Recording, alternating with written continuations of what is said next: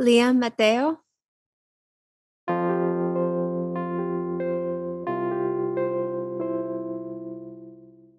He looked just like the hubby. He had the same nose, the same eyebrows, the same eyes, and his little mouth. It was like a mini him. It was so cute.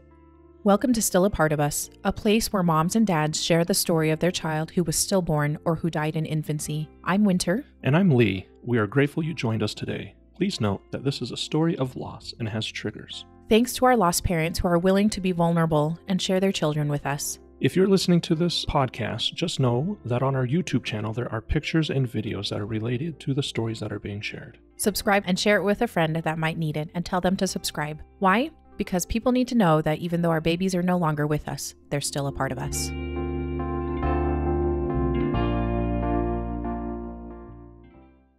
Geneviève, thank you so much for coming on and talking to us about your sweet little Liam. So thank you so much for coming on. Just to kind of get started, tell us a bit about yourself and who you are and where you guys are located, what your family looks like right now. Yeah, so we are in Las Vegas. My hubby and I met here about 10 years ago and kind of settled in. And the family is us, he and I, and our dog Hula, our cat Captain, and our son Liam. Wonderful. And just a little bit of reference. At the time of our recording right now, how long ago was Liam born? He was born April 11th, so that was 5 days ago. Was a year. Yeah. And I was like, oh, it's so new still. So thank you for coming on again. I just can't thank you enough.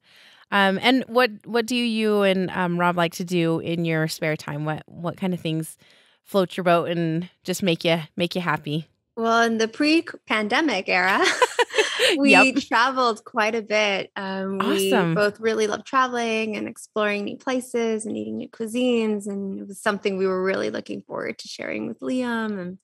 And we both like to garden and go hiking with the dog. And we both read quite a bit. And I guess I just really liked running a lot. I used to run marathons. Amazing.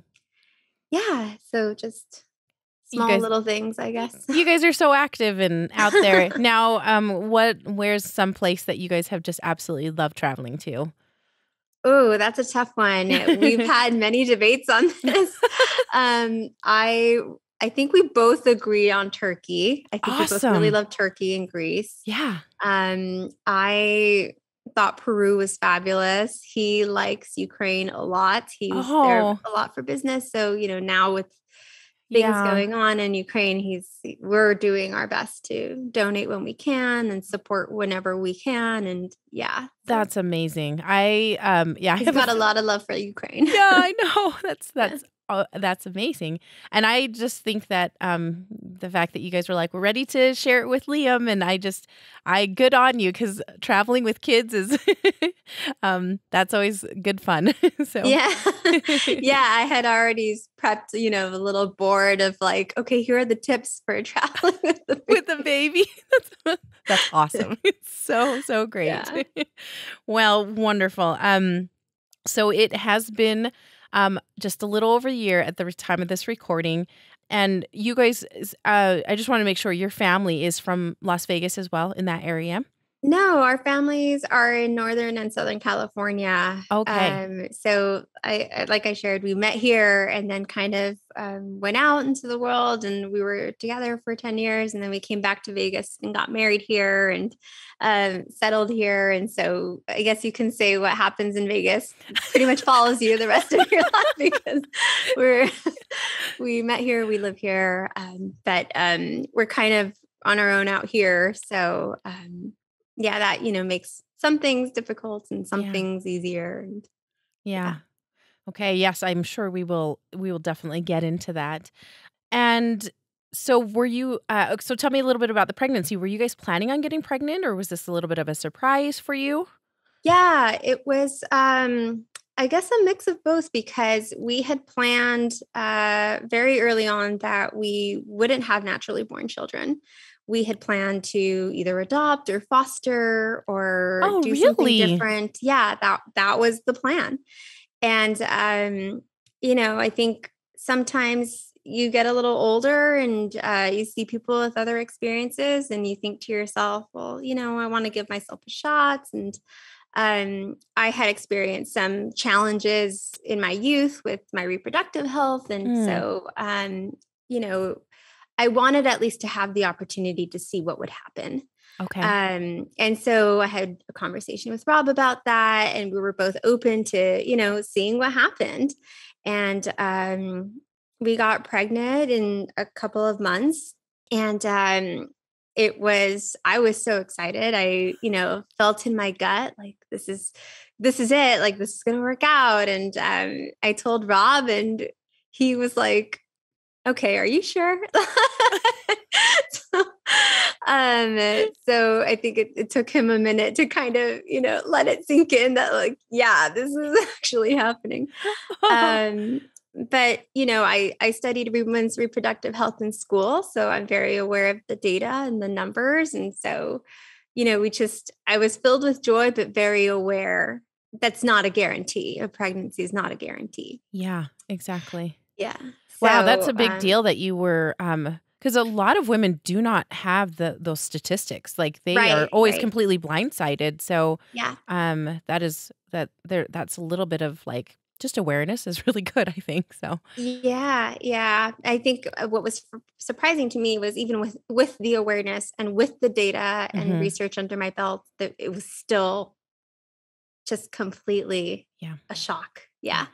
But the pregnancy itself was beautiful. I had just finished running a marathon when we got pregnant. So I was, in excellent shape. Yeah. And I kept running throughout my pregnancy, and was super healthy, and talked to Liam all the time. And, we left the first few appointments, the prenatal appointments, and I would say things like, Liam, you did so good. I'm so proud of you. And I would talk to him in Spanish, so that, one parent, one language, we had a plan. And so, it was really just a very joyful pregnancy. I got to know his schedule and his movements really well. And I felt him really early on. Oh, really? So, so that was really wonderful. I had the times of days where I knew he'd be moving and kicking, and I made sure he listened to plenty of, like, Latino music, and you're like, he's got to move. Yeah, plenty of salsa and reggaeton. I just made sure that he'd come out of the womb dancing, or at least that's how I imagined it. So it was a really beautiful pregnancy. That is awesome. And so you kind of mentioned this, that you were talking to him, and you guys had kind of decided on his name pretty early. So did you find his gender out pretty early on then? We did. I have so much to say about. Please, let's hear what they classify as, geriatric pregnancy. I have many thoughts on this, but I guess I'd say I'm a little older. According to the medical community, I don't think it's that bad. I'm only 35, but it's ridiculous, isn't it? Yeah. And so, because of my age and also because of my history, it was recommended that we do some testing, and I was all for it. I really believe in data and numbers. And so, yes, give me more information. Let me make an informed decision. So, we did some testing, and we found out the sex is part of that testing. So, yes. Okay. But his name was something we had picked, pie in the sky, actually more than that, 12 years ago. Really? When we had just kind of started dating. It'd been maybe about a year. We said, if we ever had a family, like, what would that look like? And, well, if we had a boy, I think, what would we name him? And we used to do this thing where we'd sit in a movie theater and watch the name scroll after the movie was over. We totally do that too. So we came across Liam one time and we're like, that's it. Like hands down, if we ever had a boy, that he would be named Liam. Oh, that is so cool. When we found out the baby was a boy, it was like, well, that's done. We've already determined this. Name is picked. Yeah. That is so cute. Oh, that's so cool. Okay, so then you guys found out pretty early, and I think you can usually get that test between 10 to 12 weeks. It's like pretty early. Yeah, 9 to 12. Yeah, so it's really early. Yeah. So you knew already that he was going to be a boy, and so you kept calling him Liam, which I love. I think that's just a fun way that he was named, and everything was looking good. Were you able to besides like the anatomy scan, did you get to see him on an ultrasound or anything like that? Yeah. So we got to see him, and I certainly felt him plenty, and he was really active. And that was actually the pregnancy happened during the pandemic. So it was kind of one of those moments where, when everyone else was sheltering in place, I was still going out into the world, and we were having ultrasounds, but, Rob was only joining me for some of them because of the regulations that they had, because of masking and just minimalization of having people in offices. So it was a tricky time, but we got to see him, and for the appointments where I was alone, they usually have signs like no photos, no videos, and you're like, snap. The technician was like, okay, you can take like a little video and show your husband. Good. We were really lucky. We have some videos of him moving around, and there was this one ultrasound. He just kind of kept curling up, and the tech kept saying, I can't get his measurements. He's not straightening out. And I spoke to him in Spanish, and I was like, straighten out, sweetie. Like, I need you to we just need to get these measurements. And you could see him just kind of straightening out. Oh. And it was really lovely. He's listening to his mama. That's good. Yeah. I like to think so. Yeah. That's so sweet. Okay, so Rob wasn't able to go to some of those, but it sounds like he was able to go to a couple of visits with you, or? Yeah. He made it to the ones, he was allowed to go to, and to the ones that he could, and he got to hear the heartbeat and see Liam move, and I think that just helped make it all the more real for him. Yeah. Were there any concerns, or was he just looking pretty healthy? He was looking really healthy. There was a little bit of concern about his heart development pretty early on, but he caught right up. It was really good. A little blip.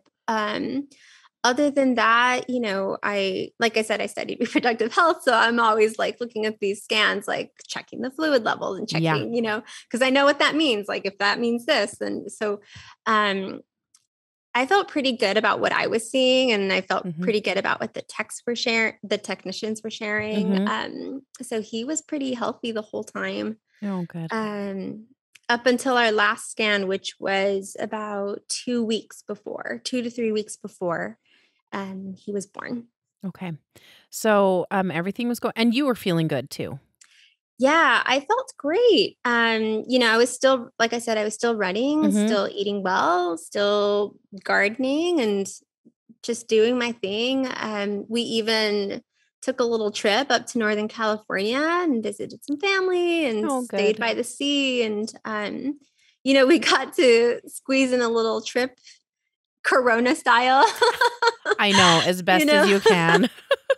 Yeah, like seeing family and, staying like 10 feet apart and doing a picnic, it's just, so it was good to at least be there and know, Liam was with us. Yeah. So yeah. That's great. Okay, so let's talk a little bit more about how it progressed through the pregnancy. You said that you got to see him about 2 weeks before. And so, tell me a little bit more about what happened. Yeah. So we went to that scan and everything looked great.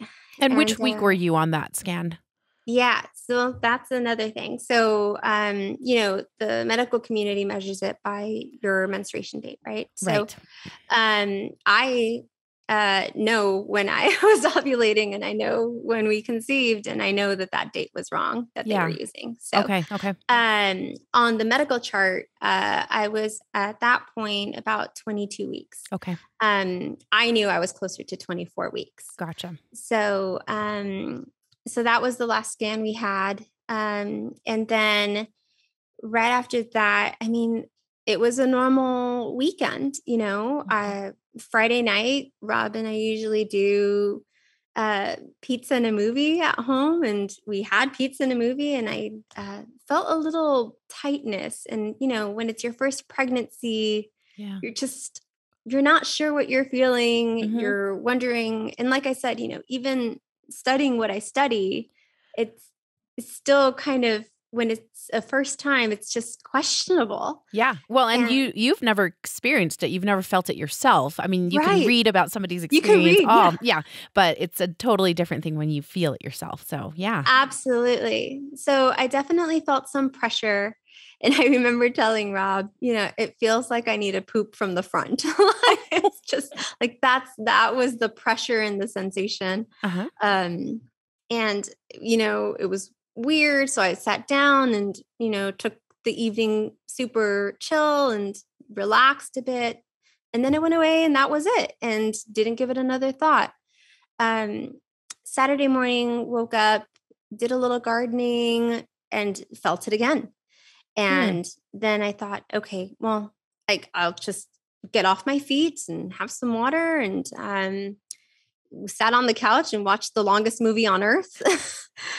Gone with the Wind is very, very long. Oh, yes. It's a very, very long movie. Yes. But I figured it would keep me sitting in one place for, long enough to kind of relax. And so did that. And then in the evening, I started feeling the tightness again.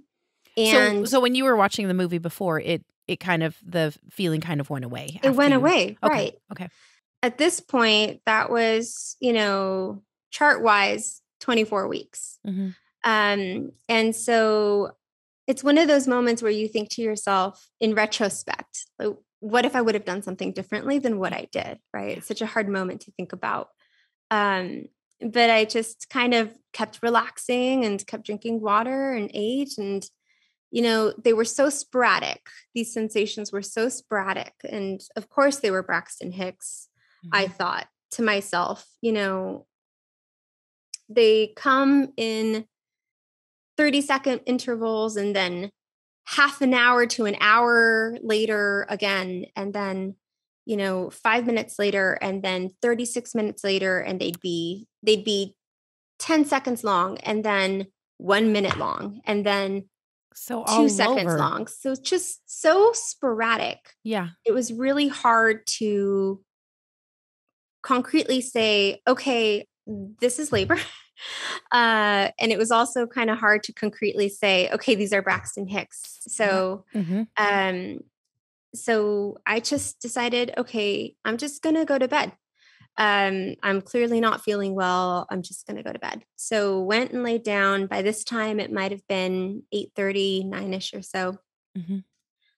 I woke up around 1:00 with what was very clearly a contraction. Oh. And that was when I knew I was in labor. And that was when I knew I was in active labor.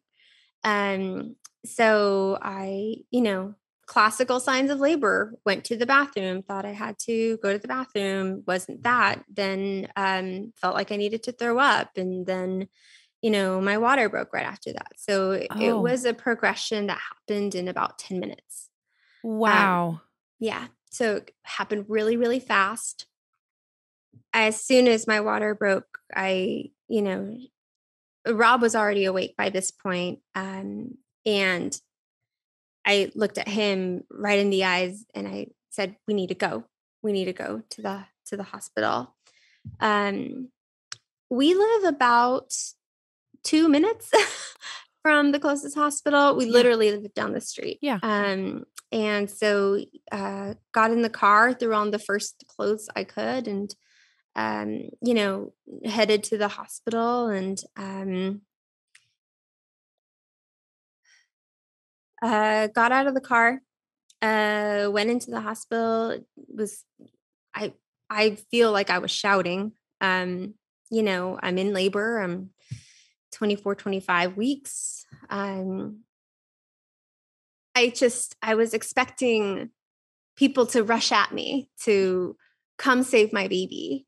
Yeah. And that didn't happen. It's a hospital. They see horrible things all the time. And people were very calm, and it didn't match what I was feeling. And I remember just thinking, my baby's in danger. My baby's in danger. And so they, do the thing they do. They wheel you off to triage and they ask you all these questions. And by then I could still feel the water coming out of me. And I knew that I was losing a lot of amniotic fluid. It was just the most scared I've ever been.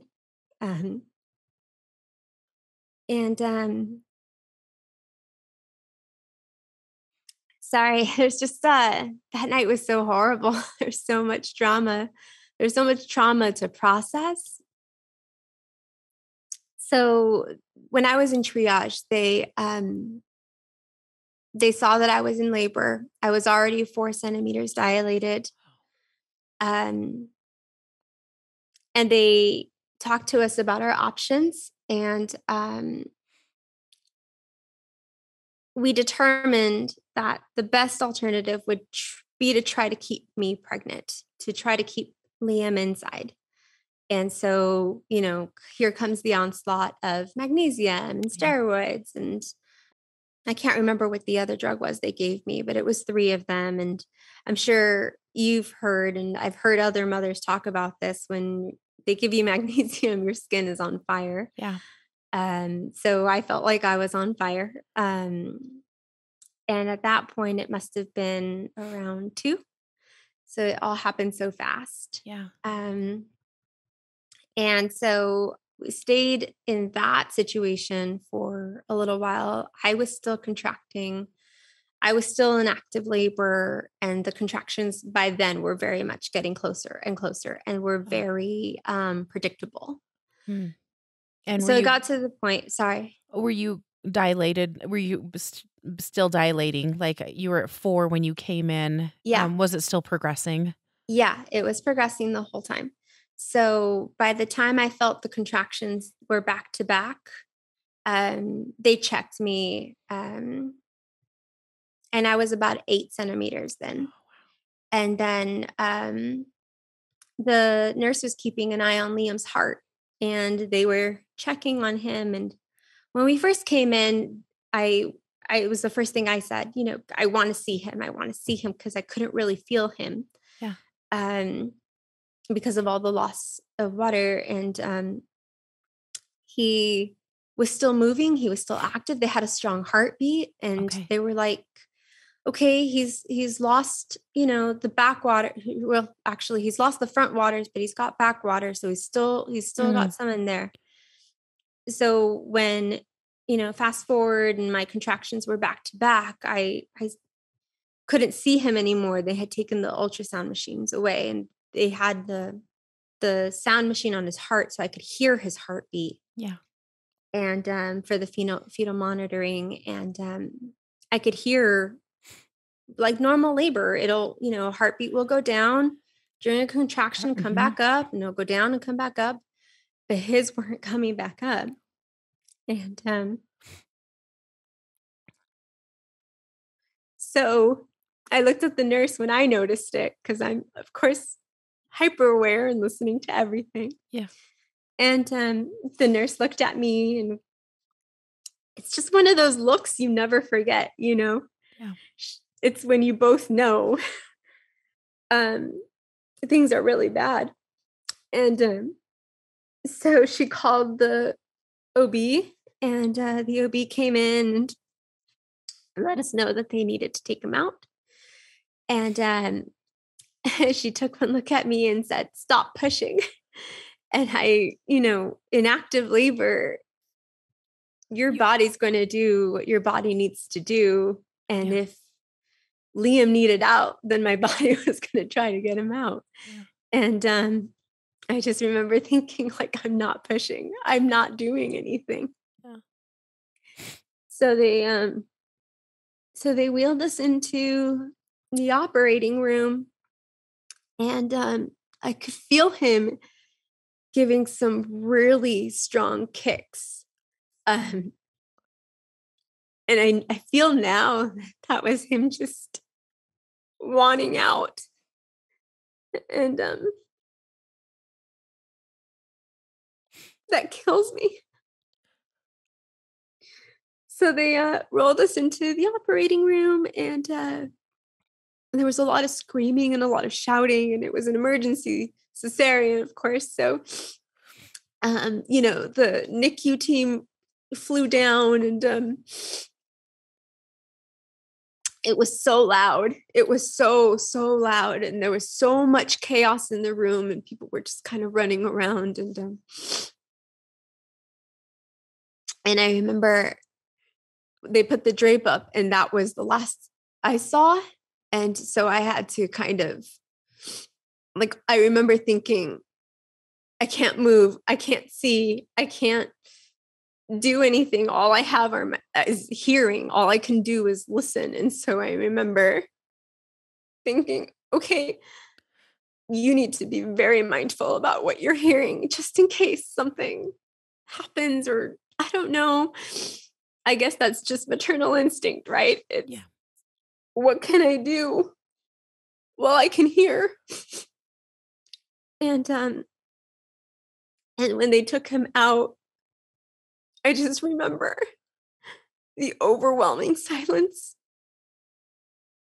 It was like someone had turned the radio off. It was just instant. And that's when I knew he was dead. And everything was great until it just wasn't. So it was, like I said, it was just, even knowing all the data I know, it's just such a shock.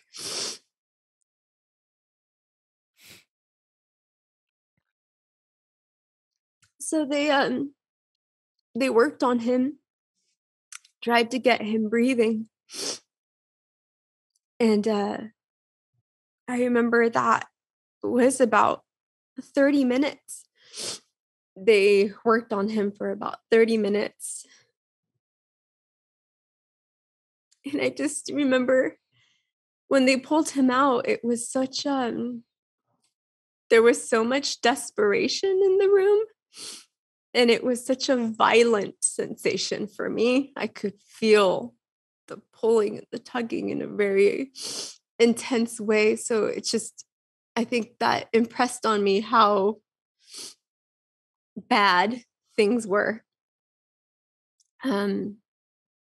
So when I didn't hear anything, it was just quiet for 30 minutes. And the NICU physician came over and popped his head around the curtain and told me, they've been working on him for 30 minutes and haven't had a response. And what would I like to do? Would I like to keep trying? And I just remember looking at him and saying, leave him alone. He's been through so much. He's been through so much.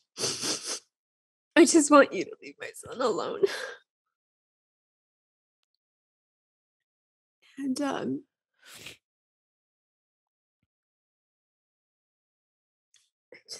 I think as a mother,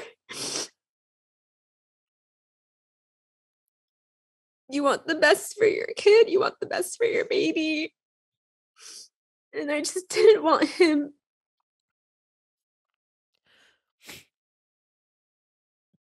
to be put through anymore. It was such a hard night.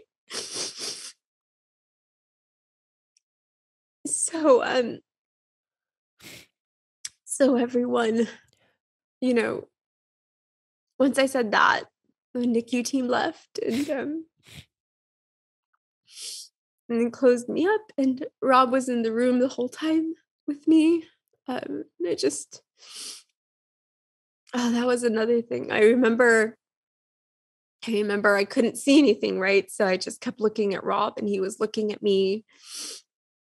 And we had always talked about if we ever had kids that we would have one rule, eyes on the kid, like just always keep eyes on the kid, like no matter what, eyes on the kid. So I was looking at him and he would look at me and then look in the direction of where Liam would be. And he would look at me and then look in the direction for Liam.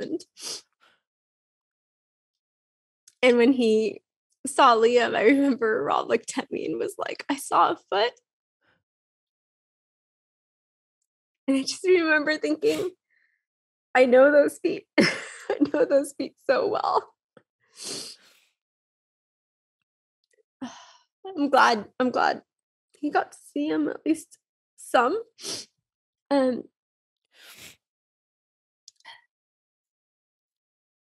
So yeah, the NICU team left and they closed me up, and that took some time.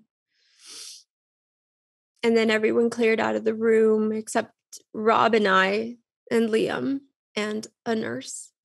And the nurse was letting us know what the next steps were and where they were going to move us. And I saw that my son was in the corner.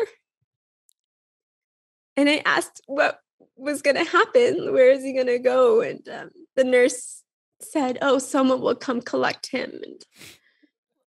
And I just couldn't. I wasn't going to leave my son there. And I didn't want some stranger wheeling him somewhere. So I looked at Rob, and Rob said that he would wheel him wherever we were going.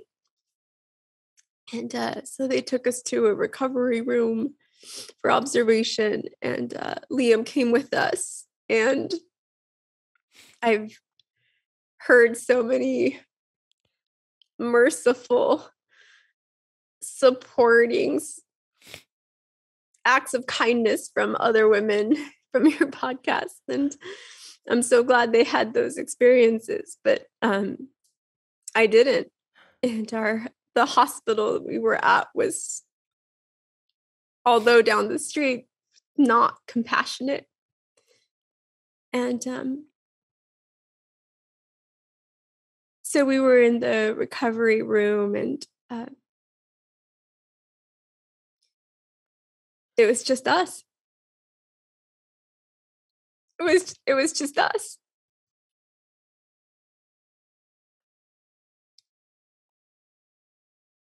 And a nurse came in and asked if we wanted a photo. And I don't know, I think my brain broke at that point, because I thought she was asking if we wanted an autopsy photo or some sort of, I don't know, something different.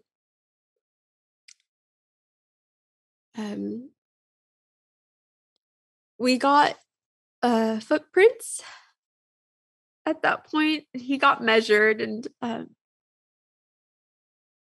he was 14 inches long. So long. He was so long. Yeah. Well, he was on the chart 24 weeks, but I know he was closer to 26 weeks. And so I'm like, that's about the right length. But he just was, if you ever meet my husband, he's 6'3" and tall and lanky. And honestly, Liam was like a little mini him. It was just so same face, long, lanky limbs, these really little long fingers. It's just, and they handed him to us, and I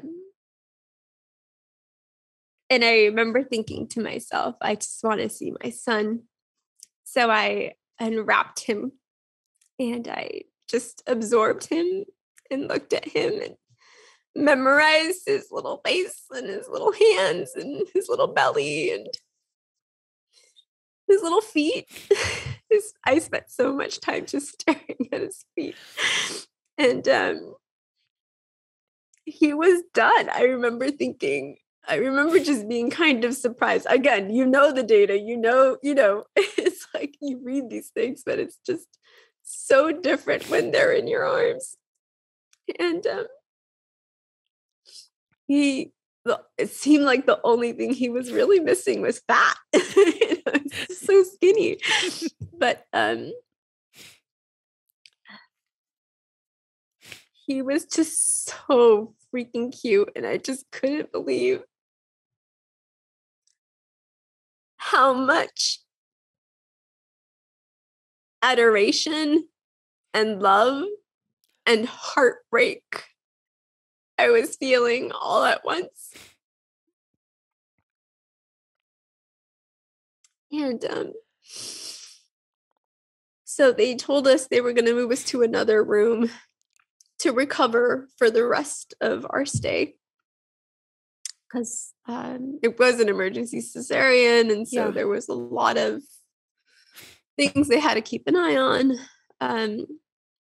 So they moved us again, and again Rob took the little infant cart and wheeled Liam with us, and they put us in the labor and delivery ward. And I guess they were shy on staff, so they didn't put us in a separate wing or anything. We were right in the thick of everything. The recovery of labor and delivery. So I think I mentioned my brain broke, because I don't think you're just so not in your right mind when that happens. And so quickly too. Like the fact that you guys got there so quickly, had an emergency C-section, and then your son was gone. Like it just happened so fast. Like of course you would be in shock, I think. Yeah. Yeah. And I remember, so we're in the recovery room in labor and delivery, and I could hear all the babies crying, all the newborn babies crying. I could hear mothers waking up in the middle of the night to feed them and sing to them. And I could hear lullabies, and I could hear babies cooing and getting soothed. And I mean, if that doesn't break your brain and heart and soul, I don't know what would. But we had our time with Liam there. I remember asking the nurse in the new room how much time we'd have with him. I don't think she gave me an answer, but I think she did say how much time we would have until he started physically changing. Okay. And I remember that being the thing in my head where it was like, okay, that'll be the time to let him go. So we had, I don't know, maybe 5 or 6 hours with him. And I had a really hard time holding him. I wanted him really close, and I wanted him really near, and I wanted to be able to see him, and I felt very protective of him. But I personally had a really hard time holding him. And I wish I had held him more. I think about that all the time. Rob was so great. He held him quite a bit. He held him a lot. And I just remember thinking how beautiful it was to see a father with his son.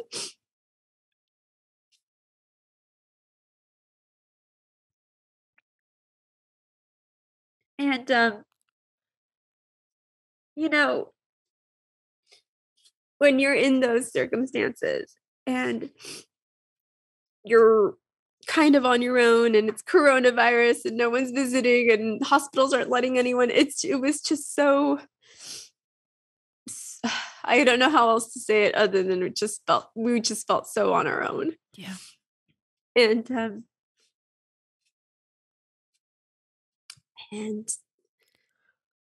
the hospital staff just wasn't trained on bereavement or at all. No. A little later I'll share, but ultimately I found out that they hadn't been trained in 8 years on bereavement, prenatal bereavement, or infant loss or stillbirth. So it very much felt like we were on our own, and just didn't know what next steps were. Yeah. Didn't know what options were available. Didn't know what our rights were as parents. I mean, you don't get excited about a pregnancy and start planning a funeral or a memorial plans. You don't think to yourself, I should probably have a backup plan for this. It's not something Nope. you instinctively do. Nope. You have hope. You have hope that all will be fine and all will be good. Yeah, you never plan for this. Right. And so if there's no one there, letting you know what you can do, giving you options on what you might want to do, it's just very hard to have the wherewithal to think of those things, even to Google it. It's like, I'm such a researcher. I'm such a data-driven person. Like under normal circumstances, I would have said, okay, this is the time to research. But you're so broken. It's just not where your mind is, at least not for me. So we just kept him with us. It just felt like the only thing I could do is just to keep him with us. And Rob spent some time with him, and I think for me that was a big comfort. Yeah. And then when time was up, nurse came in and asked which funeral home or cremation facility we'd like to send him to, and I just was like, how am I supposed to pick that? Yeah, it's horrible. Oh. And that's all she did. She just asked you where. Yeah, she gave us a list of local funeral homes and crematories and said, where would you like to send your son, who, in my head, I'm like, who was just born like a second ago and died a second ago, and now I'm supposed to let him go. It's just impossible. It's just impossible. So I asked the nurse which one is most familiar with this kind of situation. Because I think somewhere in my mind, I was thinking, okay, whoever's the most familiar knows the paperwork that needs to get done on the back end, and then I'll be able to have my son back as quickly as possible. Yeah. Because I think for me, that was all I wanted. I just wanted my son with me. And, as hard as other things were, like I couldn't really sing. I couldn't really hold him. I was just so paralyzed. But I just wanted him with me. So she pointed one out, funeral home out. And so that's who we selected, because if they were the most familiar, then it would be the quickest turnaround and I would have my son back.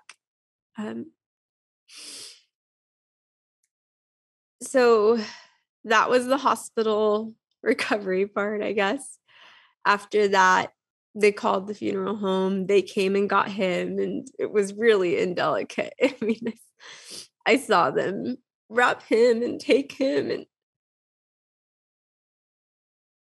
like I said, there's lots of compassion and kindness out there. And unfortunately, in those days, we just didn't get much of it. Like I said, there's a lot of trauma about that day that I'm still working through. So they took him, and God, it just felt like someone had ripped out my heart. And I wailed, and I heard a voice, and I thought, what is that sound? And that was me.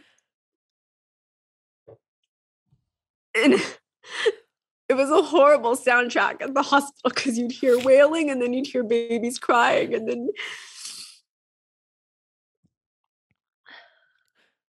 just impossible. And at that time, they had told me they would want to keep me for recovery. And I remember telling Rob, I can't stay here listening to these babies, listening to these moms. My brain is breaking. My brain is actively breaking. And we decided, we'd do whatever we needed to do to get me up and out of there. Yeah. So, I sent Rob out for nutritious food because I knew I wasn't going to get better on Jell-O. Yeah. Yeah. They're like, have Jell-O. I'm like, how am I supposed to get up and start walking on Jell-O? Yeah, that's not going to work out for me. Yeah.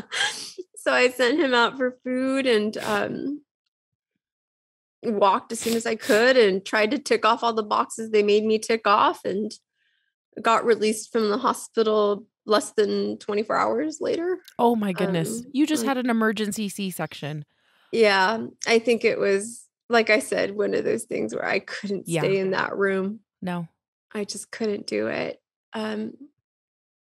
So Liam was born on Sunday at 4:19 in the morning, and I was released from the hospital Monday. So I guess it was a little over 24 hours. So I was released Monday afternoon. Okay. Just the next day. Yeah. So we got home and,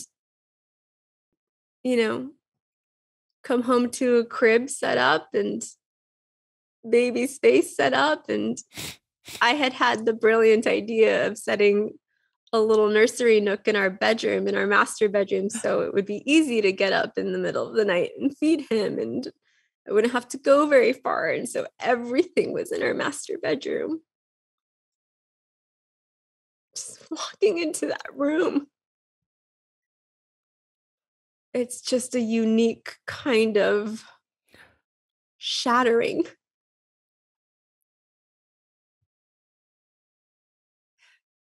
I think that's all I have to say about that day.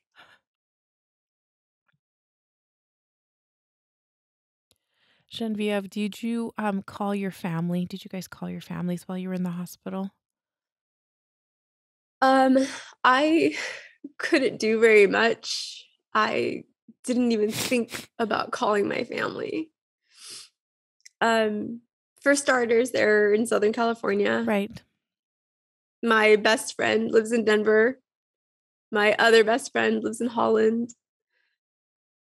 So I don't think it even occurred to me to reach out to anyone. I just held on to Rob for dear life. I think Rob called some close friends of his best friends, but I didn't. At least I don't remember doing it. Not until I got home, at least. I don't think I reached out to anyone from the hospital. It was so fast too. So, yeah. Just went through this most traumatizing experience and was not on the receiving end of a lot of compassion or any sort of protocol to help anybody through this. It just is baffling to me, and just like, oh, I'm so sorry. I'm so sorry. Yeah, I was just thinking about that recently, about how I can't think of one good thing from that night. It was just horrific. Yeah. Yeah. Did you get in touch with the funeral home then after that? Right. So yes, I think it was the next day. So when I woke up Tuesday, of course, my instinct was, I want my son. Yep. I want my son back. Mhm. And so I started calling the hospital. Who do I need to call? Started calling the funeral home. Who do I need to talk to? What do you need? And there's so much administrative back-end stuff we just don't know about. Yeah.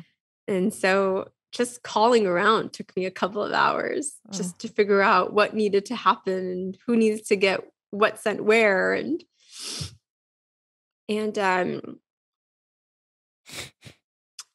it's different in every hospital, and then it's different in every state, and then it's different in every country. And so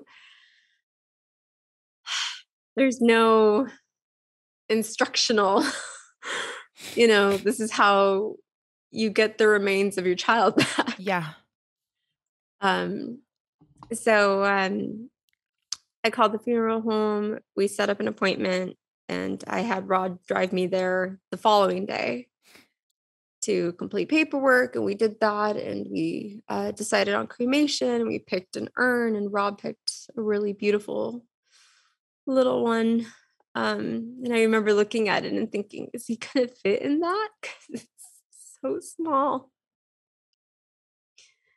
But it was important to me that, traveling as much as we do, we've moved around quite a bit. I don't know where we'll be in a few years. And I want to make sure I have my son with me. Yeah. So there was a little bit of a mix-up at the funeral home. There was another family with the same last name there, who also had a baby boy who had passed. Oh. And so the mix-up was which family was there for which baby. Oh. And so I won't shy away from saying I got upset and demanded to see my baby. Yeah. Because I spent plenty of time absorbing him and looking at him and knowing and memorizing his face. Yeah. And I know I'd recognize my son. And so they laid him out, and I went and I checked to make sure that that was my son. Mm-hmm. And it was. And I guess that was something I was it was a small mercy, I guess, because I got to see him again and got to spend time with him again. And it opened this opportunity where I learned, I can see my son again. Because you didn't think you could, did you? Right. Yeah. Okay. Right. I didn't know it was a thing. thing. Like the funeral director didn't say anything that you could see him again or anything. Nope. No, none of the nurses mentioned it. None of the funeral staff mentioned it. So once they let me see him again and I got to spend time with him again, it was like, okay, I can see him again. And it took a couple of days for the paperwork from the hospital to get to the funeral home and, all of the background stuff. But I was calling every day to make sure that it happened like as quickly as possible. Yep. And I'm sure Courtney at the hospital, who's in charge of the certificate desk, hates me. That's okay. Yeah. We finished the paperwork and left the funeral home that day and had a plan. And a couple days later, I was in the shower and I just burst into tears, which, well, frankly, I hadn't stopped crying, but still. Mm-hmm.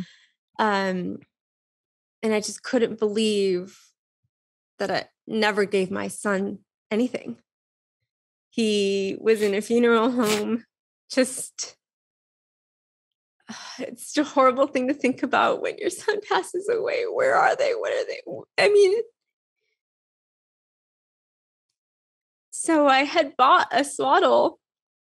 Rob's favorite animal is the sea turtles. And I had bought a little sea turtle swaddle for Liam. I kid you not, like 3 days before I went into labor. And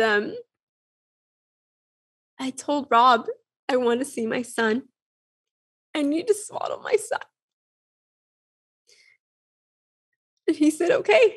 So we called the funeral home and asked to see our son again, because now I know I could. And yeah. And Rob drove me back to the funeral home. And, I don't know if you've ever tried walking after cesarean, but It's no easy feat. Yeah, you're probably not doing well. yeah, getting shuttled back and forth. Yeah. It's you don't care. You just want to see your son. Yeah. And so went back to the funeral home and swaddled my son. And that's when we were able to take a picture. So we have one picture with one Liam. picture. Yeah. And that was it. And, by then he had changed a bit. I didn't care. I don't think moms care. And what we did do was on Wednesday or Tuesday, we called our parents and told them what had happened. I don't think I had it in me to talk to anyone before then. Yeah. And my parents were amazing. We told them what happened. And my mom said, we'll be there tomorrow. Oh. My dad said, we'll see you soon. We'll be there. And they drove up in, less than 24 hours. And so my mom came with us to the funeral home and that last time and got to see Liam. Oh, good. When we swaddled him. Oh. So it was such a comfort. Because of coronavirus, no one saw me pregnant, right? Yeah. I was so at the time I was working in homeless services. So I was still out in the field, but no one we knew in our circle saw me. Yeah. It was like I went out for work because I had to, but that was it. And you guys were just staying at home most of the time. And you're home the rest of the time, exactly, except for doctor's appointments. So no one in our family saw me pregnant. None of our friends really, except for 2, saw me pregnant, and for the whole duration. Yeah. So my parents never saw me pregnant. Yeah. And when Liam died, we were in our 6th month. And so I was very, very pregnant by then. And it was such a comfort to know someone besides Rob and I got to see Liam. Yeah. Yeah. And I think that's something I'll always be incredibly grateful for. Yeah. You just kind of want to make sure that like his life was here. He was born. He existed and there's proof, I guess. Yeah. There's proof that he was here. So that's so great that your mom came up. Well, your parents came up and then that she was able to see him. Yeah. Yeah. That really meant a lot. And, they were really supportive and really great. And my mom is very traditional. That's why we gave Liam Mateo a middle name that was easy to say in Spanish. My parents aren't natural English speakers. And my mom is like your quintessential traditional Mexican woman. And so it was, growing up was one of those things where it was like, I'm not, going to be a cook and I'm going to like study all these like women's rights issues. And I was so grateful that my mom was who she is because she showed up and was like, okay, I will make you the broths you need to heal your body. I will, help you keep up with the house, and we'll make sure that you get your bandages done, and we'll make sure that, whatever we need to have for Liam's memory will be done. And she would just let me talk about Liam until I couldn't talk anymore. And just having that support, and Rob too. I mean, I don't think I'll ever be able to express how much he kept me afloat and alive. I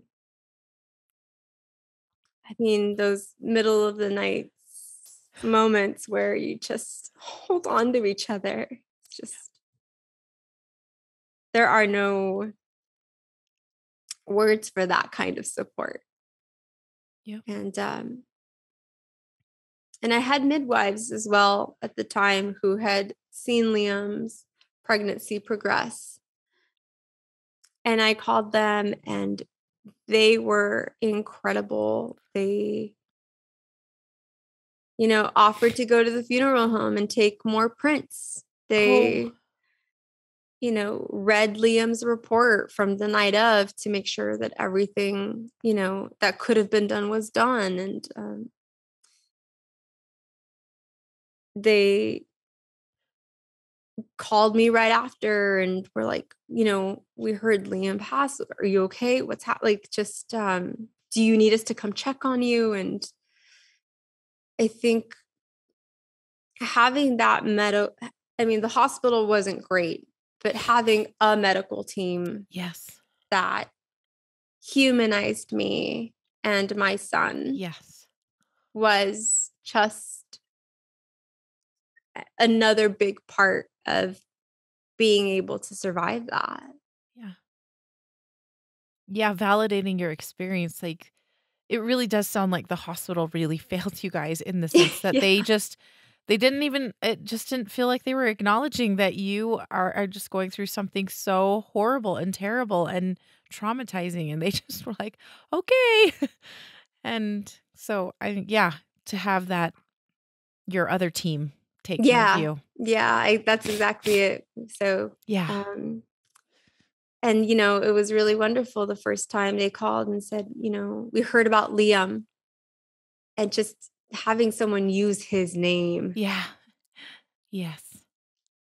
It's huge. Yeah. Yeah. Oh. So, you got to see Liam a couple times at the funeral home, and did they make arrangements then? And did you know when he was going to get cremated and everything, and when you would be able to pick him up and all that jazz? Yep. So like I said, I was really hell-bent on getting him back as soon as I possibly could. And the average, at least in the Valley here in Las Vegas, is about a month to get the paperwork approved and turned around. So 2 weeks to a month. So I was hell-bent on making sure that it didn't take that long. And we had Liam back by the following Monday. Oh, wow. So, I just needed to have him with me. Yeah. And that was, I think, a whole nother experience, right? Because at least for me, I could not stomach being physically apart from his urn. Yeah. Like, I recognize it's an urn, but I think I wrote something about that in some of my poetry, where it's like your baby died, but motherhood didn't. Mm-mm. And your instinct to want to nurture that baby is so gripping and so consuming. I mean, I went to the grocery store and had him with me. I go to whatever I needed to do, he was with me. And if that made me look like a crazy person, then that's fine. I just couldn't leave my son. Oh my gosh, I had so much milk. I had so much milk. Oh, I'm so sorry. It is. When we left the hospital, actually, my milk came in like the next day. Like it wasn't even, you read in books and stuff that it's like, it could take a couple 3 days. And days, it's like, nope. My milk was in like as soon as possible. And the midwives were a huge help there too, because good. I remember thinking, I'm not sure if I mentioned this, but I worked in nonprofits at the time when Liam was born, and I've worked in nonprofits for forever. So I know there's a nonprofit out there somewhere that, could probably use the breast milk. Yeah. And so I remember telling my midwife, I've got a lot of milk right now. I've got a lot coming in. Where can I donate it? Where can I give it? Where can I, how can this be helpful to someone else? And she looked at me, and I will never forget that she looked at me and just, I think, really saw me and said, I think right now you need to focus on you. And I think right now, I don't think you're in the best mental space to be able to do the pumping as often as you'll need to donate it. And I think if you have the capacity to donate and you have the mental and emotional and physical capacity to do it, and you feel like it's the right thing to do, you should do it.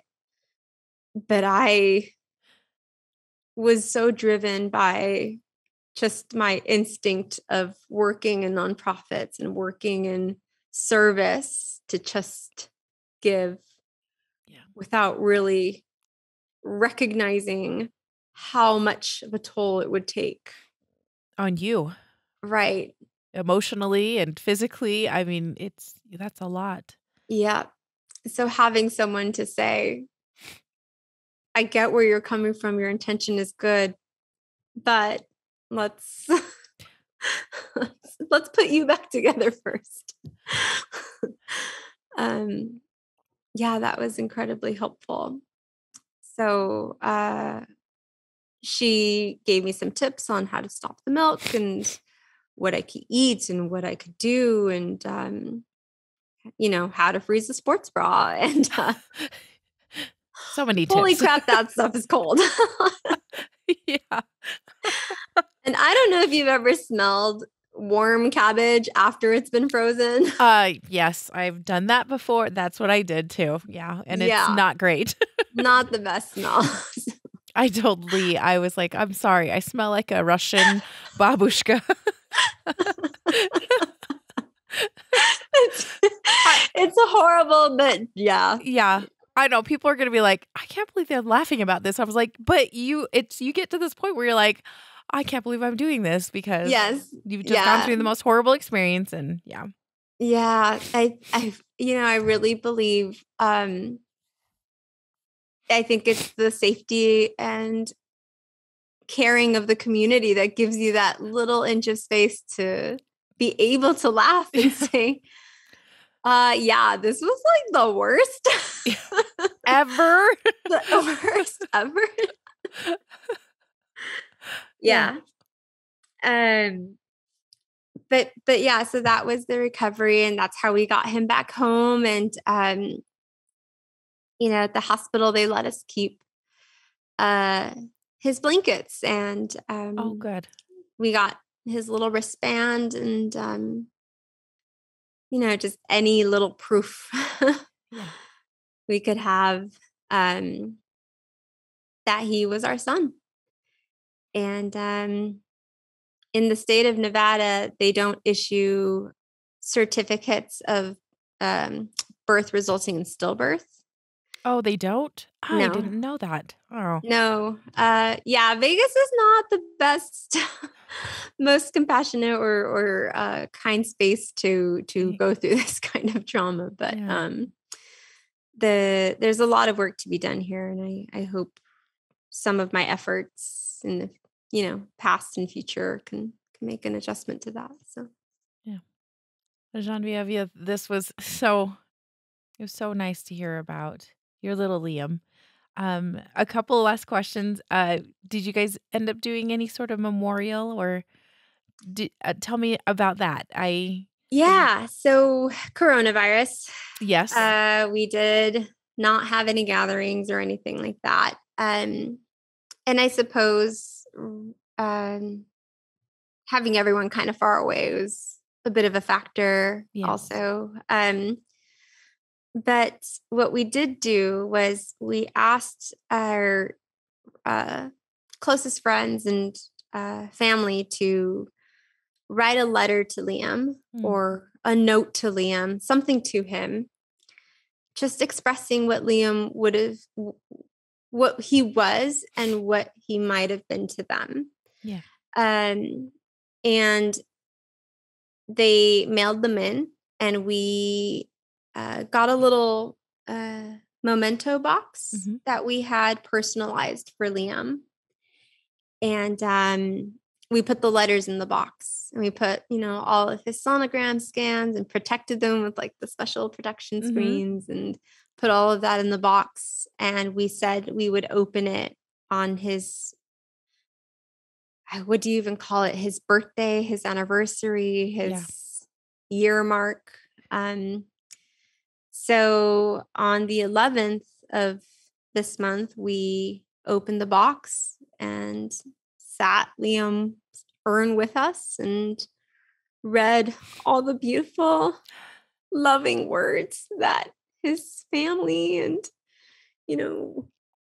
aunts and uncles would have said to him. And that was really beautiful and special. And Rob and I aren't religious, but I really hope that wherever Liam is, he felt our love, and he felt the love his family was sending. So he sits in our bedroom now. It's where he would have been. Yep. For the first year anyways. Yep. And his Lola, which is Lola grandmother in Filipino, and his Lola was knitting him a blanket when he died, and so we have a little blanket swatch that that he sits on, and he's with us every day. And I have my son with me, and we spent his birthday, just working on his legacy projects, and just spent the day thinking about him and talking about how freaking cute he was. And about all of our little favorite things about him. I personally don't like oranges. I don't like donuts. But oh my gosh, I could not get enough of them when I was pregnant with him. So, oh really? we talk about how, like, those are his favorite foods. That is so cute. It's just so random. Like, and then I come from a very traditional Mexican home, and so we celebrate Dia de los Muertos. And so this last year, we, had a little altar for him, and I really loved that. It was an opportunity to, put a little piece of orange and donut out there and, offer that up to him. And just getting, I remember growing up, in a Latino community, in a Mexican household, you see your parents celebrating Dia de los Muertos, and it's always, older folks. It's always grandpas and grandmas and, aunts and uncles or great aunts and uncles. And I didn't imagine celebrating Dia de los Muertos with my son, but it's been an odd comfort to be able to have another day in the year where it's specifically just to remember him, to think about him, to put his little donut and orange slice out there. And it's, I think, small comforts, small ways of being with him and connecting, I think, are just kind of the driving forces. Yeah. That is amazing. That just makes me happy to think you guys setting up a little altar for him. And I'll have to send you a picture. Yeah, I would love to see it. Yeah. Yeah. Geneviève, thank you so much. This has been delightful talking to you, and I really just feel I get where you're coming from, and I'm so, so sorry for your loss and for your husband's loss. And is there anything last that you would like to say about your Liam to us?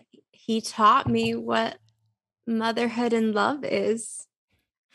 I think having planned to never have my own naturally born children, I don't think I understood love the way your son will teach you love.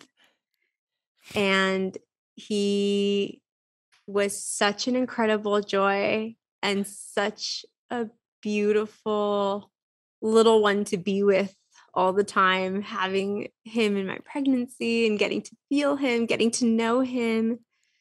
That was just such an incredible experience. And I'm so grateful that I got to have that and that I got to see him and how freaking cute he was and how his little feet they were the same. It was like the same little feet I felt from the outside of the belly were the that was just the coolest. And he, gosh, I can't get over how much he looked like Rob. He just he was the light of my life. He still is. Thank you so much again. Thank you, Winter, for all you and Lee do. And I think I just want to add that your podcast was my saving grace in the weeks following. And we can't thank you enough for what you do in Brennan's name and in his honor. And I'm so sorry for your loss too, but I'm so grateful for you. Yeah, we're in this together. So yeah. Well, thank you again.